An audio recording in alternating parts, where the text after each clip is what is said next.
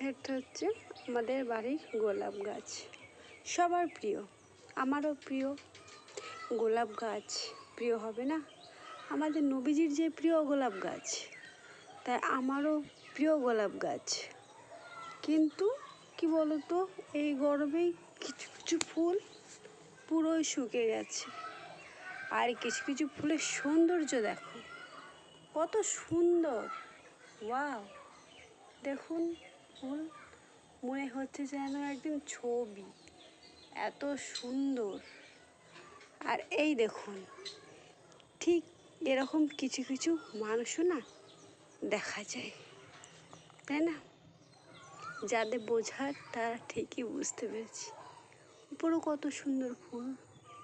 কার কার গোলাপ ফুল পছন্দ কমেন্টে কিন্তু অবশ্যই জানাবে।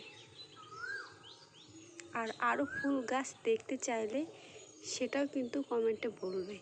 আমাদের বাড়িতে অনেক ফুল গাছ আছে।